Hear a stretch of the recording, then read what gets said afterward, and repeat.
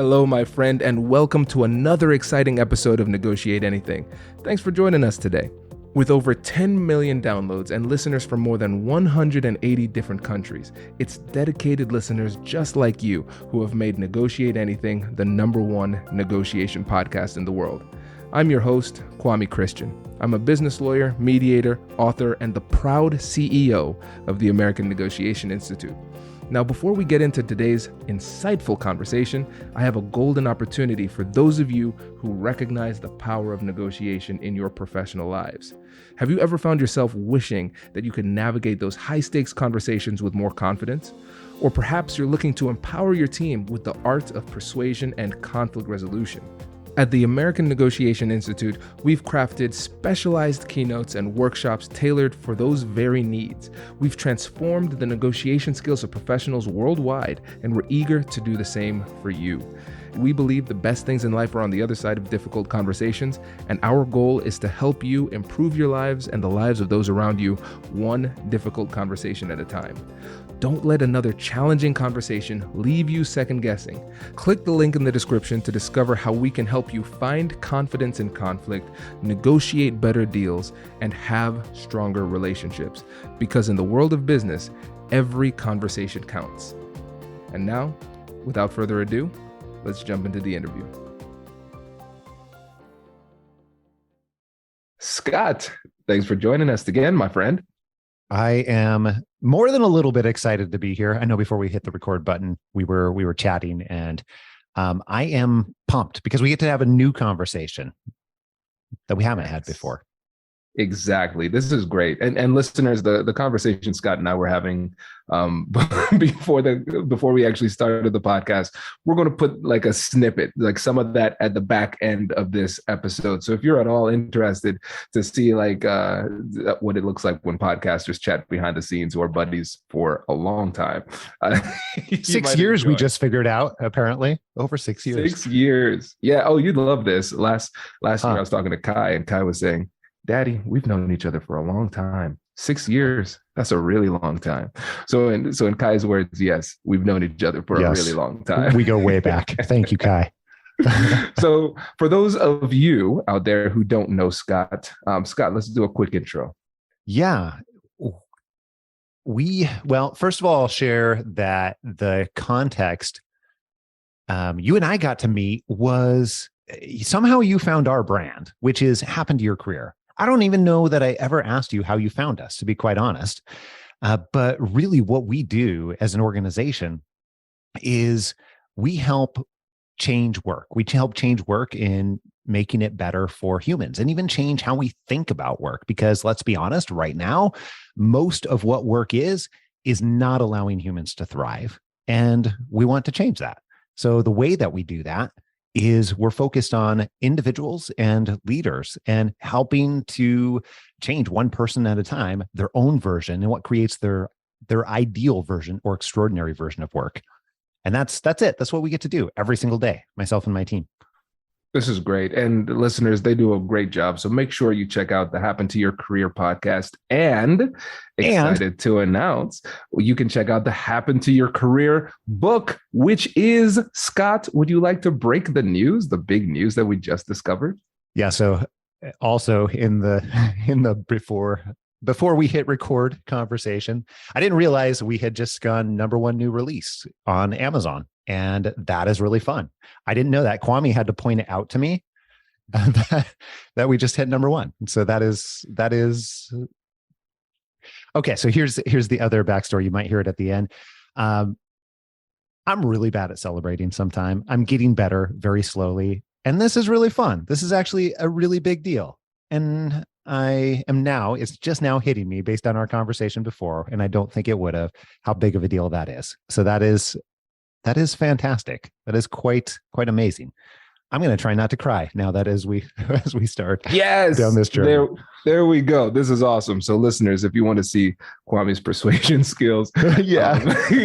check out the clip at the end because this. I'm glad to see that Scott's responding this way. This is great, and yes, this is a massive accomplishment, and so this is really exciting for me because as a former client, now friends, we talk all the time. We're in a mastermind group together. I've seen you grow. You've seen me grow. It's been really exciting. Yeah. And what's always been exciting for me, obviously selfishly, given my focus on negotiation, communication, persuasion, is just how frequently our success in our career is going to be contingent upon how well, or in some cases, how poorly we have these difficult conversations. And so really what I want to do is use your book as a case study for all of the difficult conversations that will have to happen throughout our career in order for us to be successful. And so can you just kind of set the stage with the value of difficult conversations in general for whatever it is you're trying to accomplish in your career? Yeah. Here's something that I've heard many different places, but I've also heard you say it. So I'm going to attribute it to you. And I've heard you say something similar to just about everything you want is on the other side of difficult conversations. And I wholeheartedly agree with that. You and I may have even had multiple conversations about that over the years. And that is something that in many ways I live my life by. If we look back at many of the career changes that I've made and many of the goals that I have accomplished, including what we were just talking about, there are difficult conversations buried in there. We just did a celebration call actually today for the book launching with our publisher. We did basically a Zoom toast, and there were many times, even though I will tell you firsthand, the publisher that worked with Page Two Publishing, they were amazing, so amazing to work with. There was also many, many difficult conversations along the way when things don't work out, and it took a lot to be able to get to that point. But more importantly, that is what we get the opportunity to do every single day with our clients, is help them navigate through two main things. Number one, determining what it is that they want, what is most important to them, what is serving them, their families, their careers. And then after they have a very unique and in-depth understanding of what it is that they want in this world, going and having difficult conversations in order to impact that. This is great. Yeah. So, and tell me if I'm on the right track here, Scott, because what I'm seeing is that you as a coach and your team, as you're working with clients, you're going to have difficult conversations with your clients to figure out what it is that they want. But your clients also, they have to have difficult conversations with themselves. So they have to go through a bit of an introspective process to figure out what it is that they really want and peel back and figure out why they want those things, those type of things. And then once they get that solid understanding of what they want and why, now it's all about going out and getting it. And that involves difficult conversations too. Yeah. And I mean, let's take negotiation for just a second here as a topic, because I know that that's something you're very passionate about. That's something that is strangely one of my hobbies. I think you and I have talked about that before. Both you and I are, it feels like some of the few people on earth that really love negotiation as a whole. It is, some people golf, I don't know, a couple people negotiate, whatever floats your boat. And I'll say that for negotiation as a whole, it is critical that you understand what it is that you want to accomplish. Is that a fair assessment? If you go into a negotiation and you really don't understand what it is that you're trying to achieve, what you're trying to get to, what type of outcome you're trying to serve, it's going to be really difficult, even if you're an amazing negotiator, to be able to have a wonderful result on the other end. So that's a truth, that simple truth. And I'll tell you one more way that we often talk about it with our clients and many other people. Live my life by the fact that one, if you ask for what you want, you're a lot more likely to be able to get what you want. But that means you have to then know what it is that you want. Yeah, one does not work without the other. So if we're going with that really simple set of logic, that means any of those difficult conversations that we mentioned earlier, whether it is, having a conversation with your future boss for a job offer that you're trying to negotiate, and whether that is based on the salary, or you're literally trying to, this is something we've done with many people before, where you're literally trying to ask them to change the role and what the opportunity looks like in itself. You first have to understand what it is you want. Or if you are, already in an opportunity and you're working, you have a working relationship with someone, and you're trying to change what that relationship looks like, for whatever reason, you still have to understand what it is that you want to push towards the outcome that you're trying to achieve. One, again, does not work with the other. And we can go and delve into how that might happen through job offer negotiation or any of those other scenarios or situations, how those difficult conversations might look and how it might be different than what most people think should happen there. Yeah. Well, before we get into the tactics of like the specific conversations, I want to spend a little bit more time going into the introspection portion, because I think a lot of people will say, okay, yep, I get it. I need to know what I want and I need to know why I want it. But the fact that people, like the majority of people listening, would say, yeah, got it. Yeah, I'll do that. But then again, we don't do that, right? Even though there's the recognition that it's something that should be done, we recognize that we don't do it frequently enough. And what ends up happening is you might negotiate effectively and get exactly what it is you're asking for, and then in the end be incredibly disappointed with your newfound situation. So can we go a little bit deeper into what makes it so hard for people to ask themselves those tough questions and get the right answer? Absolutely. One of the things that we talk about extensively in the book is 5 obstacles that stop people from getting to what they want, that stop people from getting to what we call meaningful and fulfilling work. And one of those particular obstacles is what we call the restaurant with no menus. Okay, so here's what I mean by that. Imagine for a second that you walk into a restaurant. Maybe Kwame, it's you and Whitney, you walk into a restaurant, you sit down, it's date night, and it's a brand new restaurant. You've never been there before. You're feeling adventurous. So you go in, you sit down, and maitre d' shows up and says, hey, you know what? Your waiter will be with you here in a moment, but just know that we can make you anything that you want. Anything. Absolutely anything that you want. Hello, my friends. Before we get back to today's episode, I want to ask you a question. Have you ever wondered how to elevate your team's negotiation game and how you can help the folks on your team have better, difficult conversations? At the American Negotiation Institute, we offer transformative keynotes and workshops tailored to empower professionals with top-tier negotiation and conflict resolution skills. Whether it's a keynote for your next event or hands-on training for your team, we've got you covered. Don't just negotiate.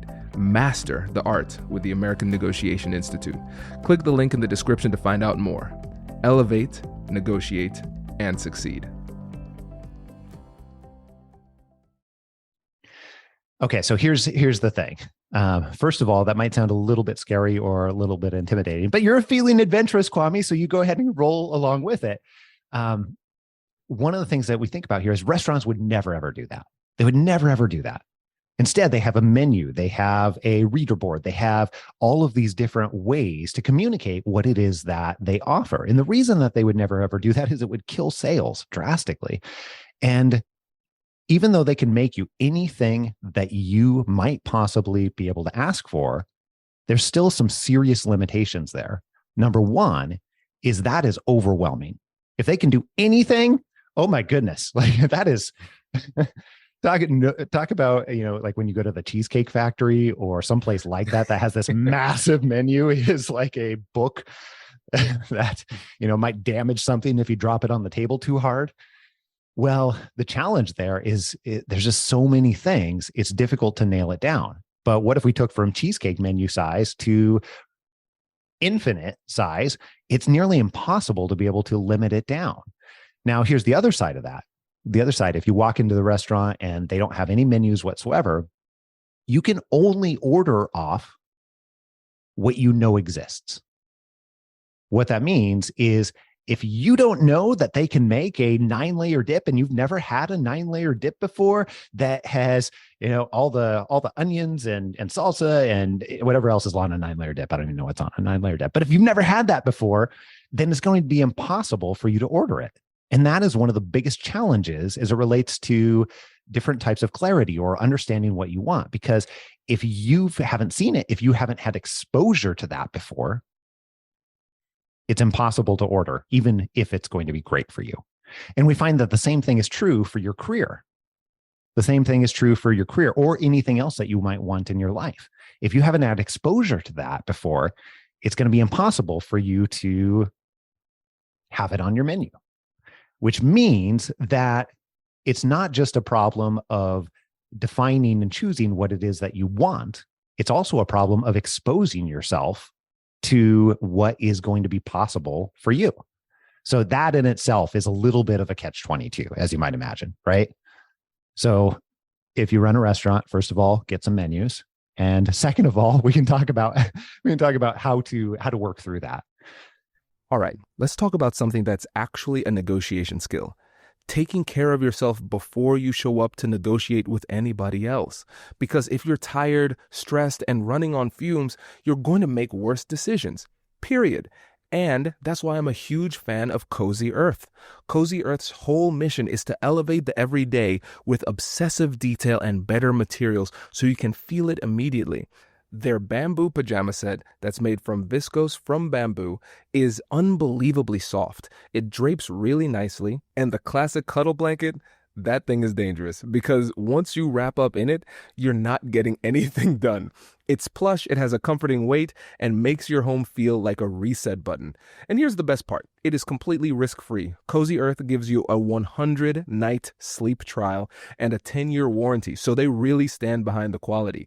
So this month, show a little extra love to someone you care about or yourself. Go to CozyEarth.com and use my code Kwame for up to 20% off. And if you get a post-purchase survey, make sure to let them know that you heard about Cozy Earth right here. Are you ready to take your business marketing to the next level? Meet Brevo, the all-in-one CRM platform to help you connect with customers, boost engagement, and grow your business smarter. With Brevo, you can manage all of your customer interactions in one place, nurture leads with their built-in CRM, reach your audience through email and SMS, and keep them coming back with powerful automations. But here's where it gets really exciting. Meet Aura, Brevo's AI assistant.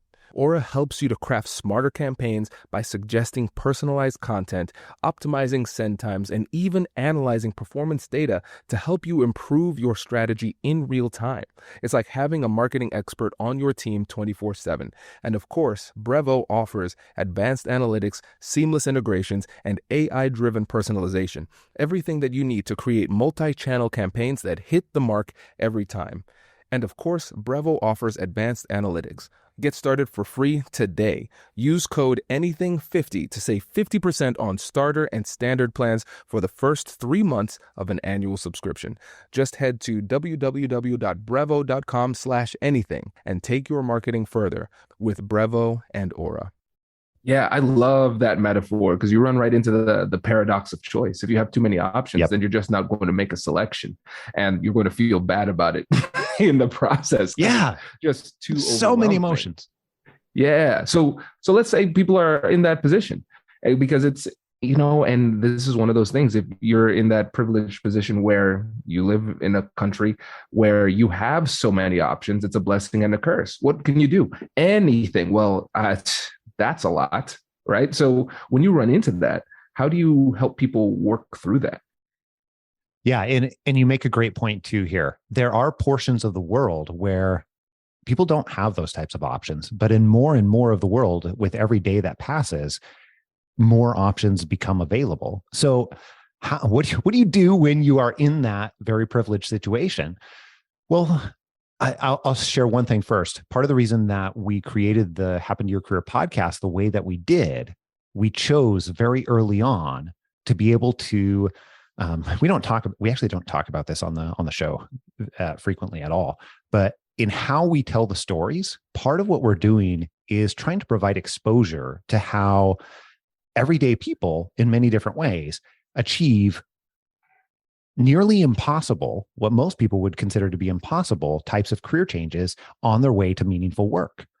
And the reason that we do that is that exact problem that we just discussed, the restaurant with no menus. If you don't have exposure to it, you're not going to be able to do something about it. So the reason I'm sharing that, though, is because it points out that part of what you're going to need to do is expose yourself to people and stories and even potentially professions and industries that you suspect you might want, but don't fully know what is out there.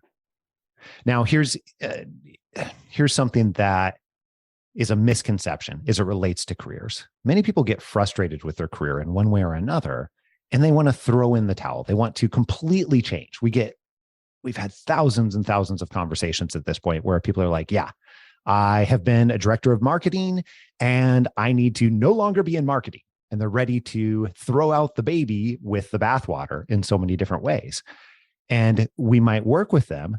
And I'll share one story really quick here. We worked with Erica, actually, who came to us in that exact situation where she was a director in marketing and had a pretty bad experience in her last organization. So she's like, I need to get away from this. I need to completely move on. I don't know what it's going to be. I have no idea where we're going to go with this, but I know it needs to be drastically different than what it is.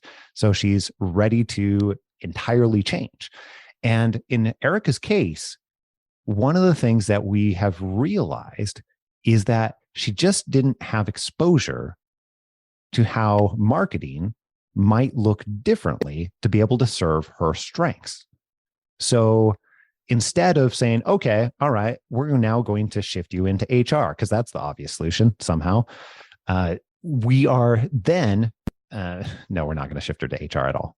This wasn't our first rodeo. So what we did was we took Erica and he said, okay, let's first establish what you know already that you want your career to look like. What are the parts and pieces that you must have in your career?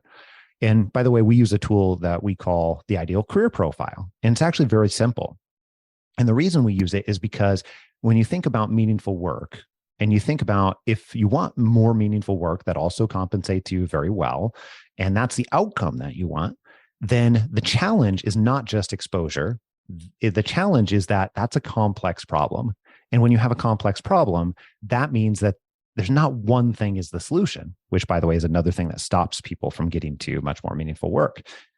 And that then means that we have to solve many, many small problems and make many, many small decisions. So this tool, the ideal career profile, think about it as a checklist where you've gone through and made many micro decisions about your career. Like, for example, who are the types of people I want to spend my time around?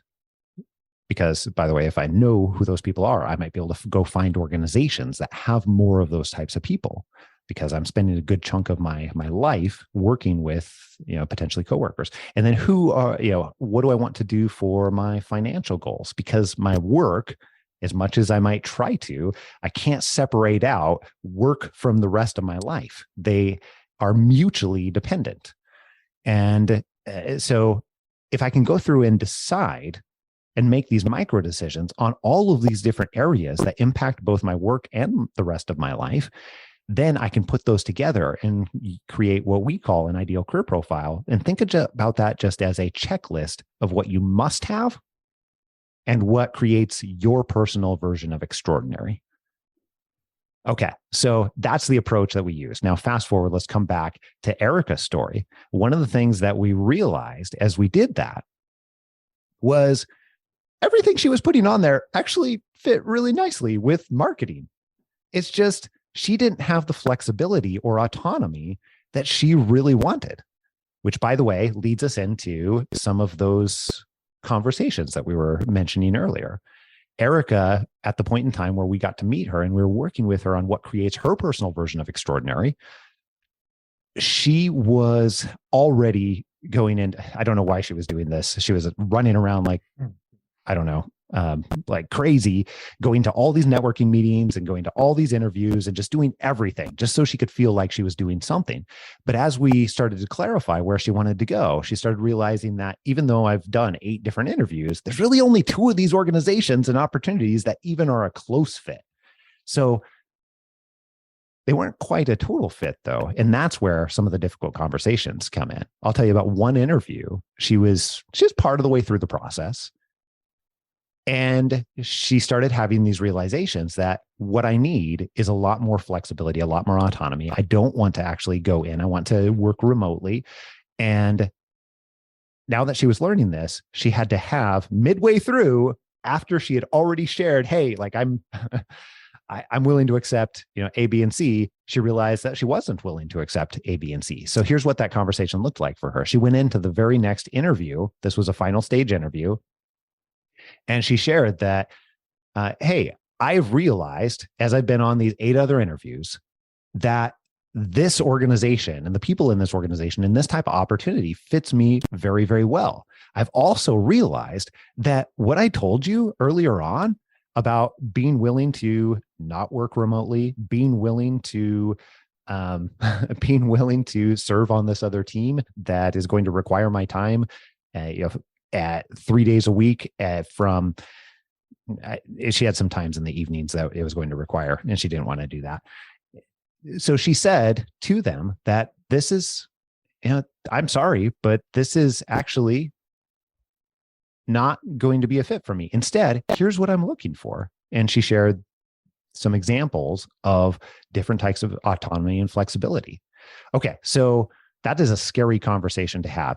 And she also went on to say, thank you so much. I really, really appreciate that you have brought me this far into the process. And if this changes what you are looking for and this isn't a fit, that's okay. I felt like I needed to share that with you early on, as soon as I realized, so that if it's not a fit, then I'm being fair to you. However, if it is, I would love to keep going because everything else lines up so well. Okay, so that is kind of a scary conversation if you think about it. Like, you're most of the way into this role, into this opportunity. You pretty much all but have it. They've told you that you're in the final stages, you're the last candidate, and you feel like you're ruining that, is where you are emotionally. However, what ended up happening is they said, you know what?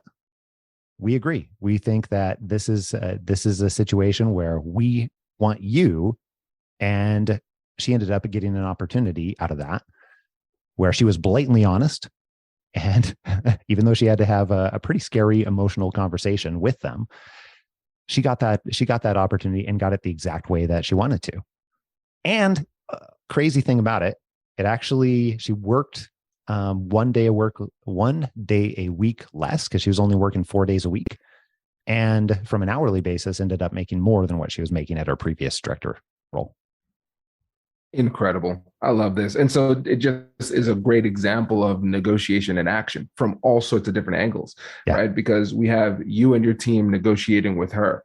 And so she was saying, hey, I want to get out of marketing. And it wasn't that you completely said, hey, that's not the way to go. I'm going to completely disregard that. No, you responded empathetically. You understood where she was coming from, but at the same time, gently redirected her by asking questions because you weren't trying to be prescriptive at that time. You wanted to dig deeper to figure out whether or not she was 100% certain before moving forward.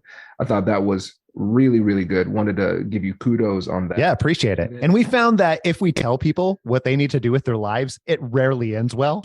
So that is the only approach for us. We need to ask those powerful questions for us to gather information in order to help them, but more importantly, for them to decide for themselves. So I appreciate the meta-ness of that you're picking up on. Yeah, it's so important, Scott, because the thing is, again, if we take away somebody's autonomy, then their goal will be to demonstrate their autonomy in a different type of way. They're going to try to take back that agency. And a lot of times it's just kind of to spite you, right? So it's a very, very important way to do it. And then the checklist that you had them go through, I think this is something that we could replicate in the negotiation world as well. Yeah. Right? Because we want to be creative. The more paths to victory you have, the more likely you are to achieve a victory. And so we understand that creativity is an important part of the negotiation process, but we often don't know how to put it into action. And really, if we take some time and take an inventory of our values, our principles, our goals, and figure out what it is that we want big picture, it can help us to realize that there are many paths that we can take in order to get there. Otherwise, we risk getting fixated and saying, for instance, I can't be in marketing, anything but marketing, and limiting our options prematurely. Mm-hmm. And then lastly, when it comes to Erica and the way that she described the situation and talked to the employer, the potential employer at that time, that's scary. And one of the things that's really simple that is so often overlooked is the simple strategy of using and telling the truth. I know, it's so weird, right? Hold on. Right. I can't tell them that. Right. But that's exactly what it is. But I can't say it. Why not? Right. Okay. So here's a fun behind the scenes fact. I can't tell you the number of, and I haven't done coaching in my organization formally for about 4 years now. We have a wonderful team of very amazing coaches. However, occasionally I've still got on negotiation conversations because I love it so much. I just can't get away from it.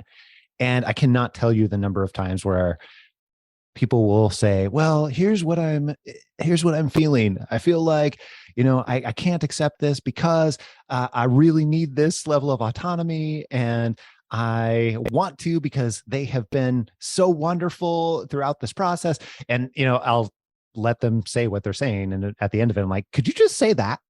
What would be wrong with telling them that? And they're like, well, I guess I could do that. The truth. So lead with the truth, to your point. Yes. Exactly. It's so simple, but it's really scary. And so I was reading this book this morning called, I think it's Feeling Good. It's an old school psychology book. Actually, Pete Makaitis recommended it. Our mutual friend, How to Be Awesome at Your Job podcast. And so one of the things that they talk about is that leads to mental challenges, he's focusing on depression, is various cognitive distortions.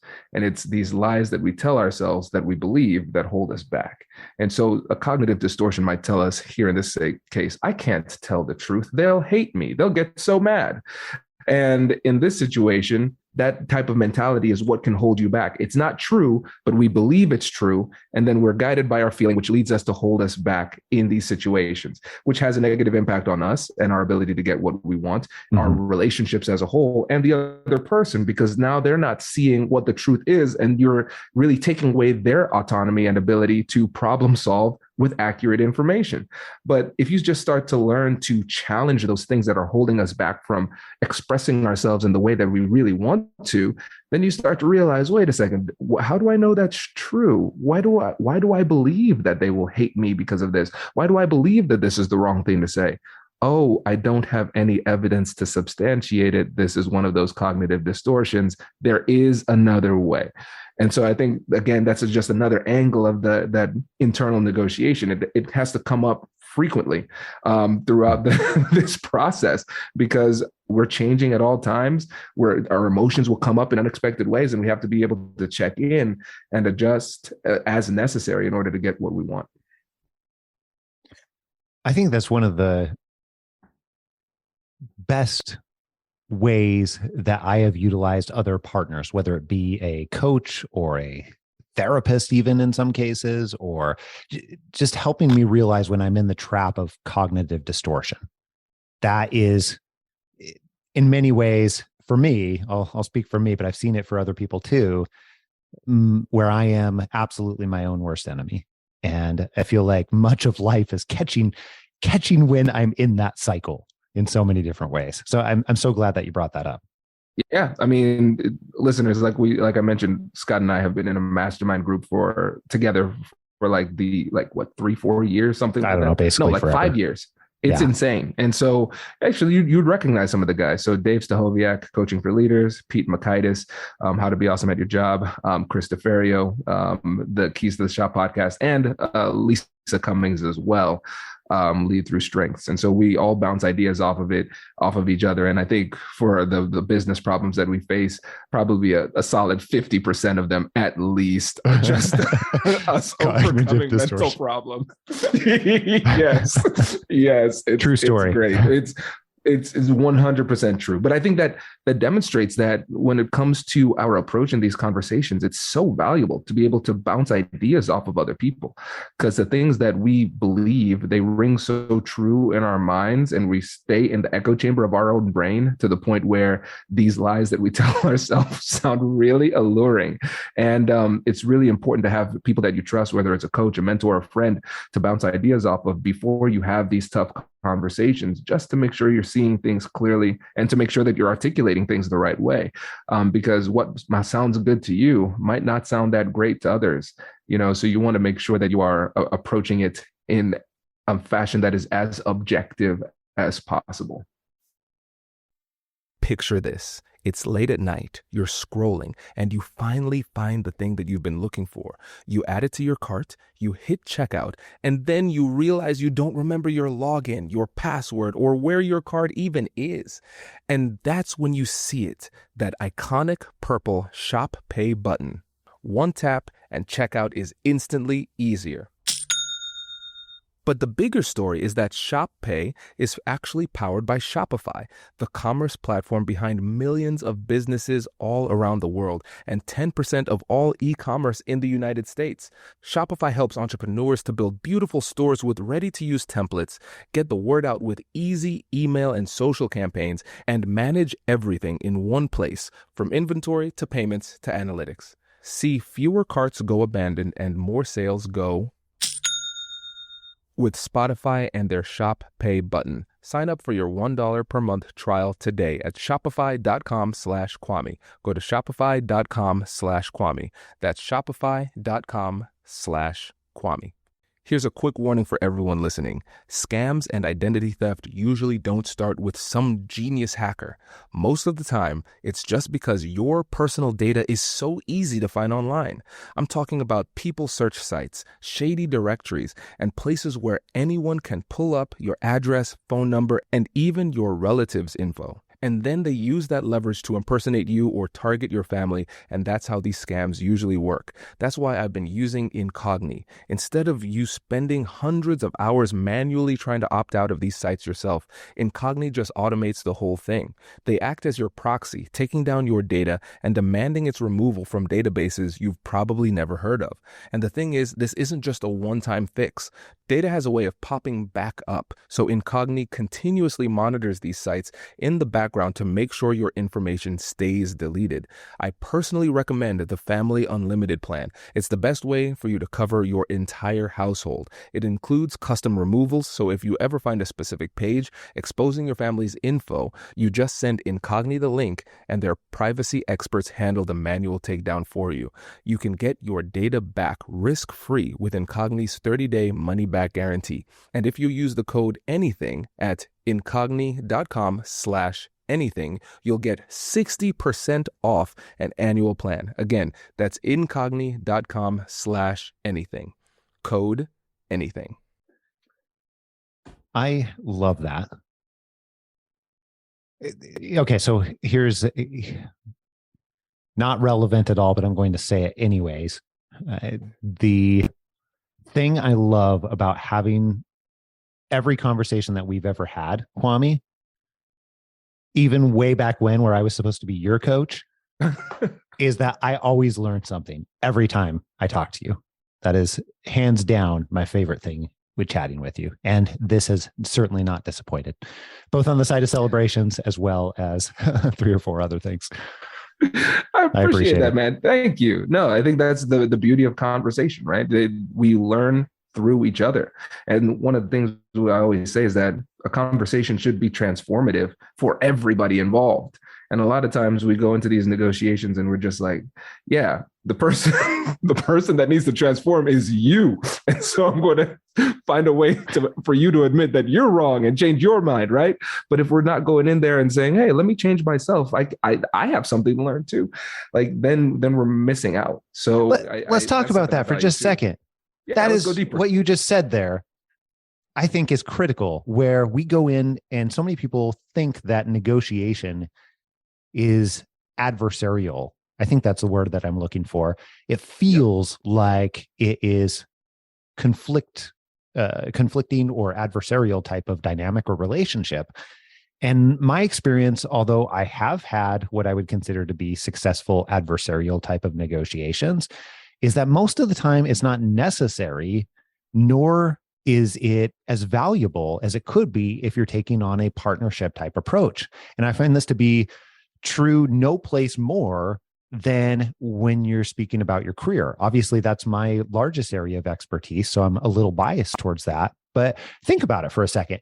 If it's a job offer negotiation or a partnership type of negotiation where you're, entering into a literal partnership, all of those situations require that on the outcome, on the other side of the negotiation, whatever that looks like, the initial negotiation, we'll call it, you have to develop and cultivate a wonderful working relationship. Otherwise, it's kind of for nothing, which means that if you're not going into it looking at it from a partnership type of approach, then it is setting the long-term up for failure. So here's a couple of different ways that I've found work very, very well to create a partnership. One is exactly what you had mentioned earlier, which is instead of trying to convince other people of your agenda or saying that, hey, you're the one who needs to transform, you're the one who needs to conform, this is going to be a transformative conversation, but not for me. Instead of going into it with that type of mentality, going into it to collect information. That is one of the most in my opinion, I'm curious what, I'm going to ask you this question here in a minute, but I believe that is the most underrated approach for negotiation. Going in with the intent to collect information and understand and create a potential outcome that's wonderful and really serves both parties. And if you're looking at it from that partnership type of approach, it just changes so much, especially when we're talking about career opportunities in particular. Now, here's a couple examples or scenarios. We had one person we were working with, his name was Mike, and Mike had multiple offers on the table, all of which were pretty decent. But Mike also wanted to lead an entire team of people for the first time in his life. He was, kind of mid-career and hadn't really shifted into that leadership role. And both of these opportunities were missing that.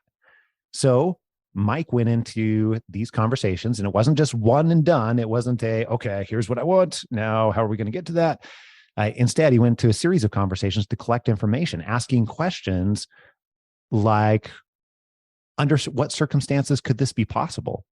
Sharing his goals. One of my prerogatives, Mike would tell them, is I really want to be able to lead a team. Here's the reasons why I want that, A, B, and C. Under what circumstances could that be possible for this opportunity? Because everything else seems to line up really very well. And I appreciate that. Or in another conversation, he would ask, how could we make this happen? And one person actually told him, I can't make that happen. So we coached Mike to be able to say, okay, that's totally okay. Who in the organization can make that type of decision? What do we need to do? Notice the use of the word we. Partnership. It's a partnership. It is not you versus me. It is a we. We need to figure this out together. Who do we need to talk to in order to understand how that could be possible? So there's some of my favorite questions that completely transform the dynamics of the conversation and even the ways to ask them that help to build that type of partnership and create totally different outcomes that seem impossible. Well, let's fast forward really quick. In Mike's situation, he got both of those organizations to pre-set up how he would lead a team in less than 6 months and already had a plan. They gave him a plan of what that would look like, which is pretty cool. That was a totally different scenario. It wasn't like a 90-page plan with all bullet points and everything. It was here's how we can make that happen, and here's what you would need to do. And he got them to commit to that before ever saying yes. Incredible. I think that's the perfect example, right? Because again, it shows the value of taking the time, thinking about what it is that you're wanting, being very clear, articulating that to the other side, and being okay with realizing that sometimes these deals don't work out. And we have to remember, negotiation isn't the art of deal making, it's the art of deal discovery. And so through our curiosity, we're having these conversations, gathering information, sharing information, so both parties can have enough information to determine whether or not a deal exists. And maybe the deal on the table isn't what it needs to be. And maybe what we could do is work together to make it better for both parties. And then maybe we explore and then we find out, hey, it doesn't work out. No harm, no foul. But we still built our relationship through the process. So if something else comes down the line later, we're still in a good position. And so you're absolutely right. When it comes to negotiation, the first step is information gathering. But again, I think sometimes people don't ask questions because they're afraid of what they're going to find. So sometimes they just want to focus on what it is that they want. But yes, that information gathering is becoming a lost art. Yeah, it is so hard to do it in that type of scenario too. We're talking about difficult conversations. Well, here's the reality that I didn't share about Mike's scenario is that he had worked for months on creating these opportunities.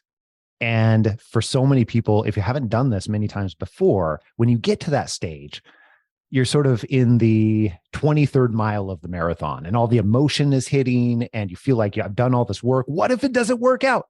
And all of the things we tell ourselves and the stories we tell ourselves that we just mentioned a minute ago. So that's right where Mike was at. And we spent hours helping him prep for these scenarios and even just rewording how he might ask these questions in a way that he could get comfortable and he could get his head wrapped around it so that he didn't feel like he was throwing it all away. And more importantly, we got him comfortable enough to where he could approach it from that partnership type of dynamic where it's not just a him asking for something, but him really truly being curious and comfortable enough to be curious so that he could really help put together a deal that was advantageous on both sides. And clearly it worked, but it was no small amount of effort, especially from where Mike's head was at the time. Yeah. Oh man, this is great. This is great. Well, I know we're coming up on time, and Scott, we could talk forever because we do that pretty frequently. Every time. Yeah. But before you go, can you remind the listeners about your podcast, the new book, and how they can work with you? Absolutely. Absolutely. So the new book, which apparently is #1 on Amazon right at this very moment. Woohoo. That's called Happen to Your Career, an unconventional approach to career change and meaningful work. You can find it at any place, not just Amazon, but any place where you buy books. And the podcast is of the same name, Happen to Your Career. It's been around for almost 10 years at this point. We are the largest podcast on career change and meaningful work in the world, as crazy as that seems. I guess we should celebrate that too. That's it. Okay. I'm learning, Kwame. I'm learning.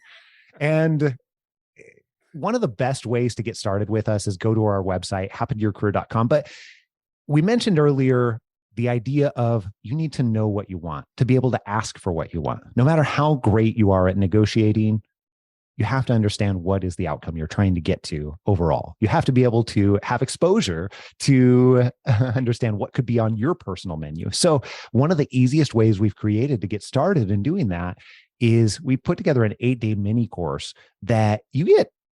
When you put in your email, you get an email a day that asks a couple of questions and just helps chunk out some of these micro decisions we talked about earlier. And you can see that on our website, happentoyourcareer.com, or you can go directly to figureitout.co. That's figureitout.co. Put in your email. You'll get an email for 8 days. We've had almost 50,000 people through that course, and we've had very literally thousands of emails thanking us for that particular resource.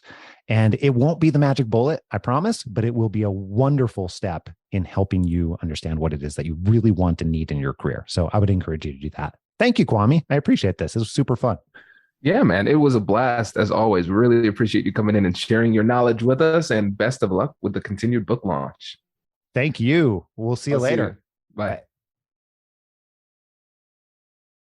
Did you know, by the way, you probably already do, but #1 new release in job hunting? For real? Yeah, man, right now. What? Can you take a screenshot? I'm gonna try and get that up. You gotta you gotta snag these things because Amazon doesn't tell you. No. Dang it, Amazon. No, I did not know that actually. Yeah, man, that's huge. Number one new release. You better So market we the are hell we out of are that. funny, not so funny story actually, but we're gonna go with it because apparently it's working out. Did not know that Prime Day just happened. So I started getting all of these client emails saying, "Hey, it's totally okay because you sent us a like separate bonus copy of the book because we did this whole send in your receipt thing. We'll send you a limited edition copy." But those same people are like, "You should know that on Amazon, it's saying it's a month out before I'm going to get my book." And we're like, "What? Are you serious?" So we Hmm. talked to our publisher and talked to the distribution and everything. Well, as near as I can tell, they bumped everything for Prime Day and just across the board made a lot of categories 2 weeks to a month out for delivery, which they did last Prime Day too. I remember looking Huh. at it like, I'm not going to wait a month for this thing that's Prime. Are you serious? Yeah. Anyhow, so long story short, we ended up actually going and making a listing through KDP as well in order to Mhm. streamline the shipping and distribution. Oh, Um, interesting. yeah, so the potentially bad byproduct was it released through Amazon earlier than it hits every place else. It doesn't actually hit any place else till tomorrow. Um, Yeah, However, apparently it's working because we're already number one in job hunting. that's huge, man. That's Thank so you for cool. pointing that out. No, and Yeah, no I worries. Here's the link if you were looking for it.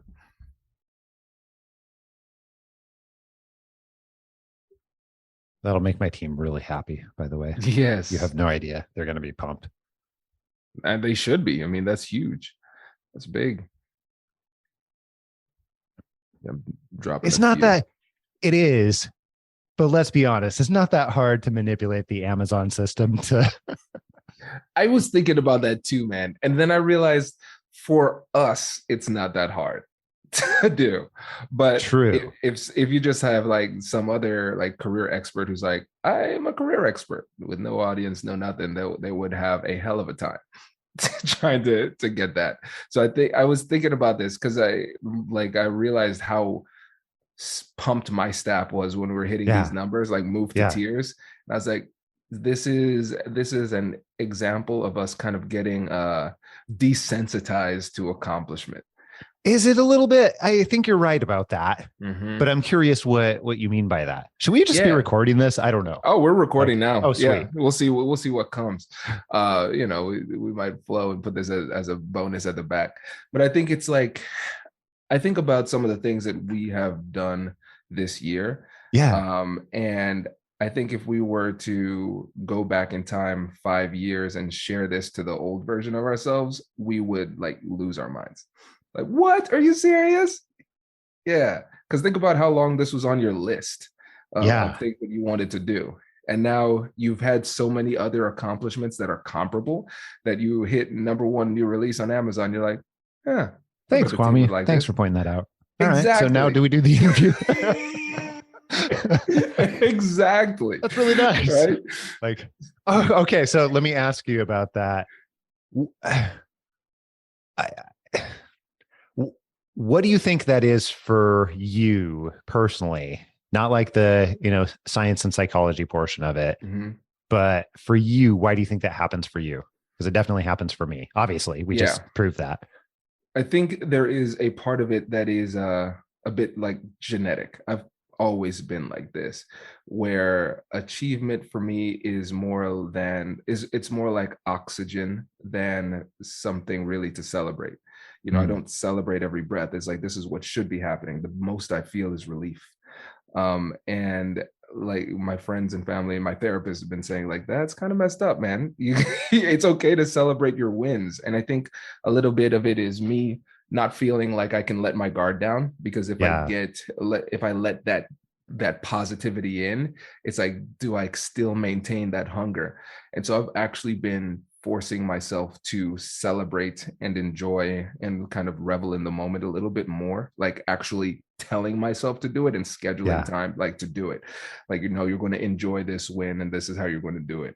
And then the other thing I've been doing is kind of a bit of a meta and a meta kind of approach is like I would take the younger version of myself through a walk through my life. So like the version of Kwame who's just like really working hard in law school and in the graduate program, like envisioning what life could be. And so I go back in time and just say, hey, this is what life is like. This is what your career is like. This is what your family is like and all this stuff.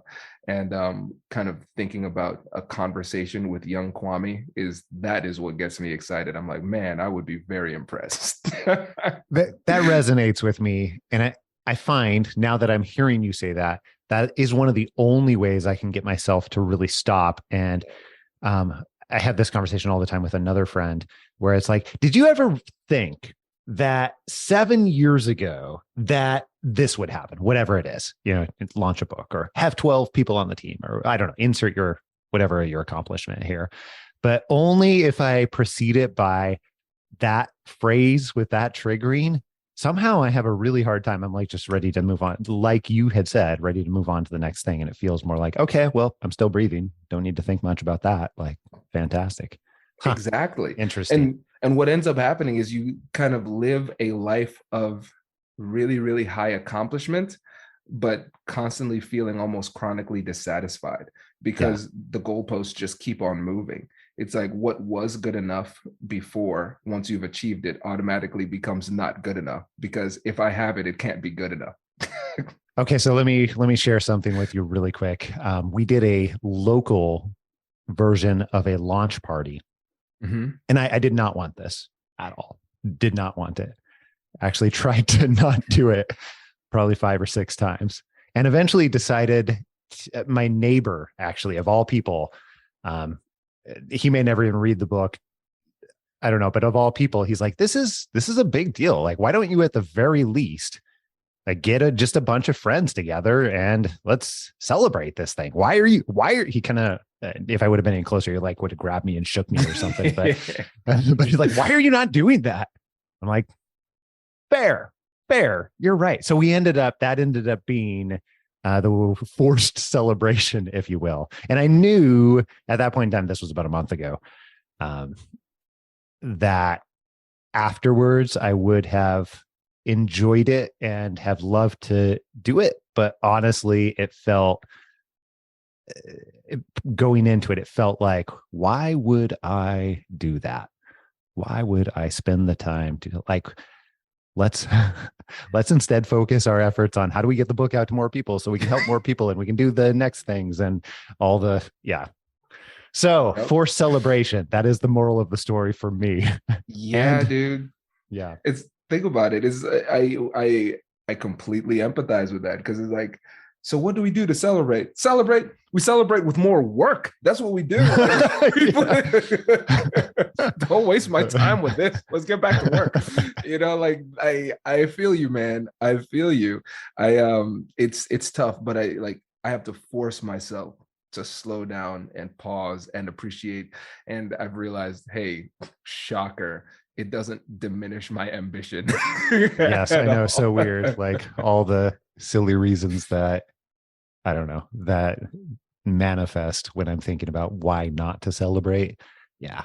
So recovering celebrator, it sounds like you are too. We have not had this conversation before, by the way. I know.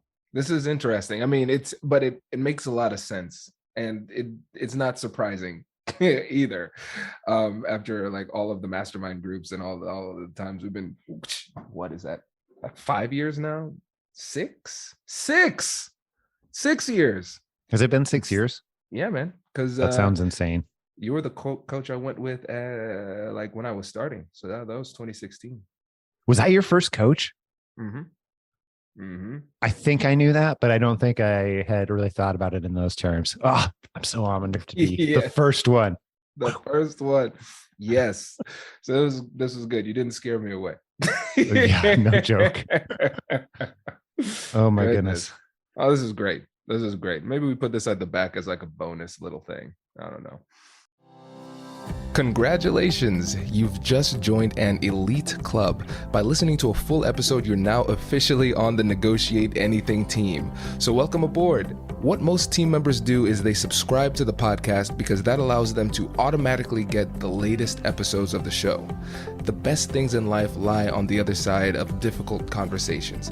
Keep learning, keep practicing, and keep getting better. Your relationships will improve, your career will soar, and you'll have the confidence you need to get the most out of these crucial conversations. Again, thank you for joining the team. We're excited to have you, and I will see you in the next episode. I'll catch you later.